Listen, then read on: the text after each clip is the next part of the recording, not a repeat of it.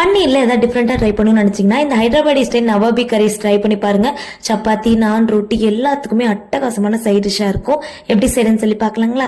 பேன்ல கொஞ்சமா எண்ணெய் விட்டு காஞ்சதும் டைமண்ட் ஷேப்ல கட் பண்ணி வச்சிருக்க பன்னீரை வந்து 2 பக்கமும் ரோஸ்ட் பண்ணி எடுத்து தனியா வச்சிருங்க.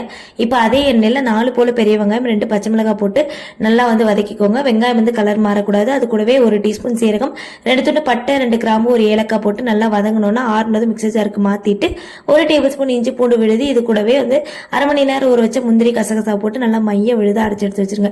இப்போ பேன்ல கொஞ்சமா எண்ணெய் விட்டுட்டு 1 டேபிள் ஸ்பூன் நெய் இல்லைன்னா வெண்ணெய் ஆட் பண்ணிக்கோங்க. இது கூட 2 பிரிஞ்சி இலை, நம்ம அரைச்சி வச்சிருக்க விழுது கூடவே வந்து 2 டேபிள் ஸ்பூன் புளிக்காத கெட்டி தயிர், தேவையான உப்பு போட்டு நல்லா வந்து கலந்து விட்டுக்கோங்க. எல்லாம் நல்லா கலந்து பச்சை வாசம்லாம் போனதுக்கு அப்புறமா 1/2 teaspoon garam masala, 1/4 teaspoon pepper தூள், காய்ச்சி ஆற வச்ச பால் 2 டேபிள் ஸ்பூன், இது கூடவே தேவையான அளவு தண்ணி ஊற்றிட்டு ஒரு 20 நிமிஷம் சிம்மில் வச்சு கொதிக்க விட்டுக்கோங்க. நல்லா கொதிச்சதுக்கு அப்புறமா கடைசியாக ஃப்ரை பண்ணி வச்சிருக்க பன்னீர், அது கூடவே வந்துட்டு கிரஷ் பண்ண கசூரி மேத்தி, கடைசியாக கொத்தமல்லி இலையெல்லாம் தூவி சுட்ட சுட்ட சர்வ் பண்ணீங்கன்னா அட்டகாசமா இருக்கும். ட்ரை பண்ணிட்டு எப்படி இருந்துச்சுன்றதை கமெண்ட்ல சொல்லுங்க. அப்படியே நம்ம சேனலை ஃபாலோ பண்ணிக்கோங்க. பாய்.